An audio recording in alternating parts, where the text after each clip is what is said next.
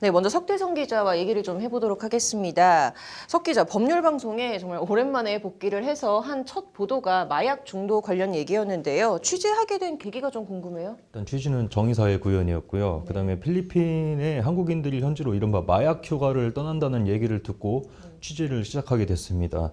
그렇다면 국내에선 마약 유통이나 투약이 줄었을까? 아니었습니다.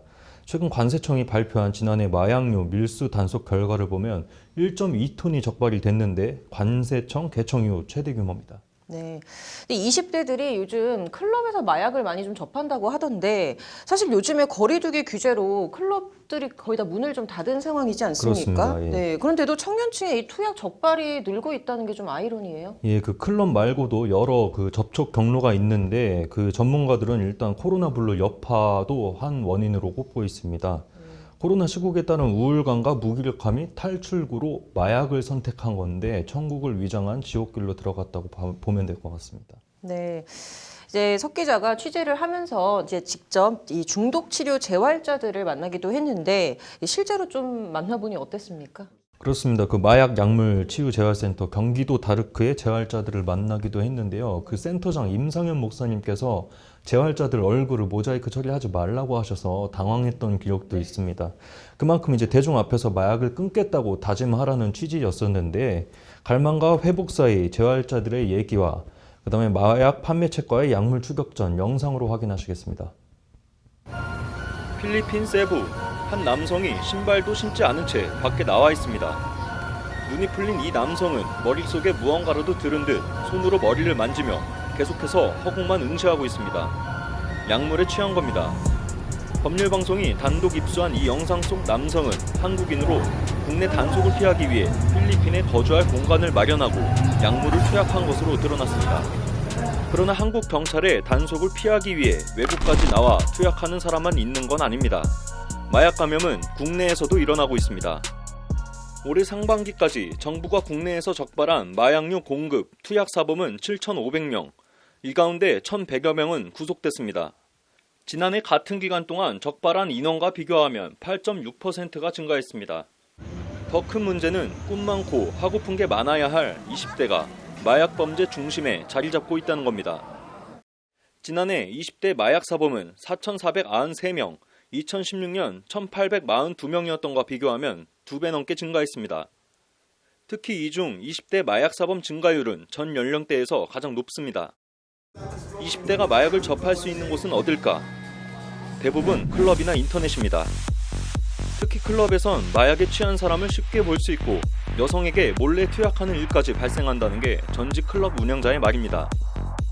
그때에서도 나이 좀 먹은 들은 이제 어린애들 오잖아. 근데 나이 좀 있고 그런 돈이 좀 있는 꼭 그런 짓거리를 하더라고.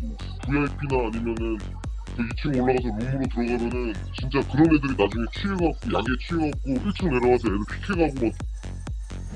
클럽 입장에선 고객이 외부에서 약물을 투여하고 오기 때문에 이를 막을 방법이 없다고 합니다. 정책이 따로 있지. 밖에 오면 조용한 차 안이나 화장실 같은 데 한다. 그 다음 들어와서 오는 거지. 통상 마약이나 마약류를 투약하면 기분이 좋아지고 편안한 느낌을 받게 되는데 뇌가 이를 강력하게 기억하기 때문에 점차 빠져들고 의존하게 돼 중독으로 이어질 수밖에 없다는 게 의학 전문가 소견입니다.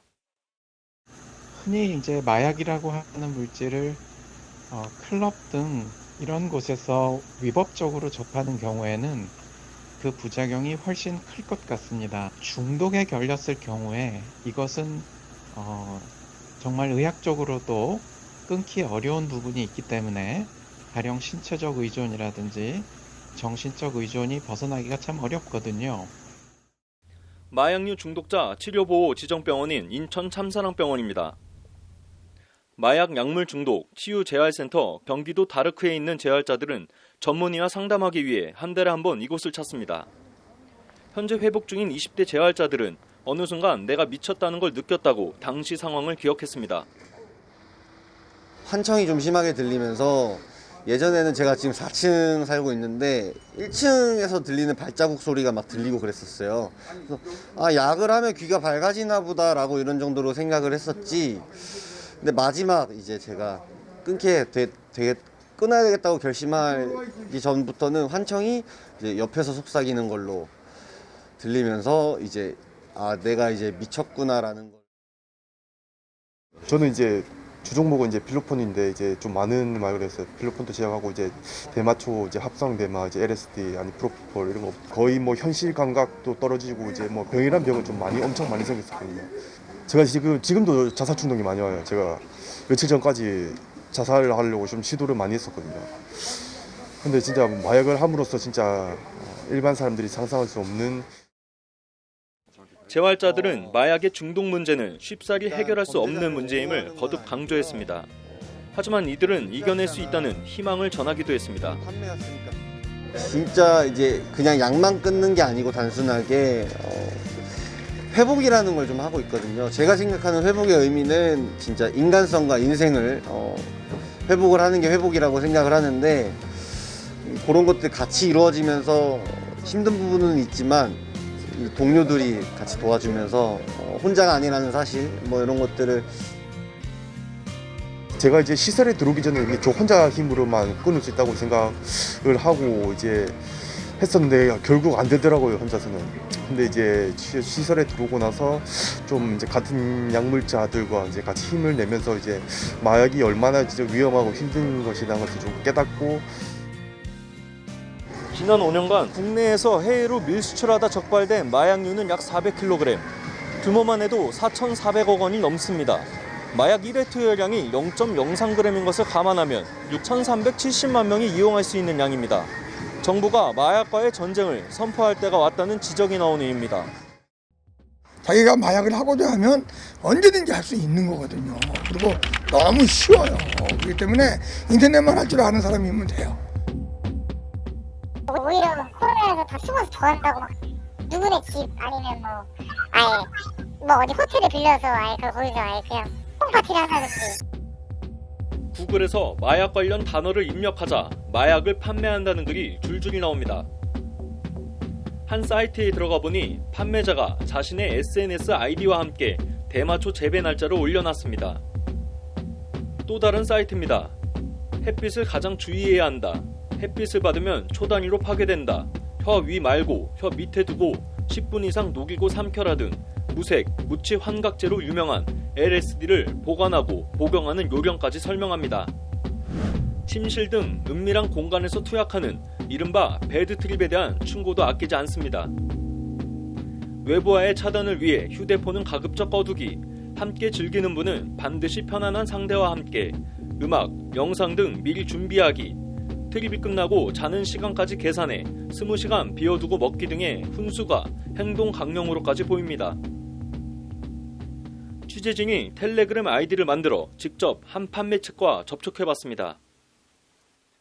직거래가 가능한지 물어보니 드랍으로만 한다고 답장이 왔습니다. 드랍, 던지기를 말합니다. 구매를 희망하는 사람이 판매자에게 입금하면 판매자는 배달원을 통해 임의의 장소에 마약을 던져놓으면서 은밀한 거래를 이어가는 겁니다. 그런데 이 판매자가 거래를 비트코인으로만 한다고 말합니다. 무통장 입금의 경우 경찰의 꼬리가 잡힐 수 있기 때문에 개인 비트코인으로 거래하는 수법까지 활용하는 실정입니다. 또 다른 판매책과 접촉해봤습니다. 서울 양재동과 논현동, 광평로 세 곳에 이미 물건을 숨겨뒀는데 입금하면 제품을 숨겨놓은 구체적 장소를 알려주겠다고 설명합니다. 물건을 찾아보겠다고 했더니 이 판매책은 자신의 프로필 사진을 보면 마약이 어디에 숨겨져 있는지 알 수 있다고 여유로운 모습을 보이기도 했습니다. 저는 지금 서울 논현동 한 주택가에 나와 있습니다. 판매자의 힌트에 따라서 안도윤 기자와 함께 직접 물건을 찾아보기로 했습니다.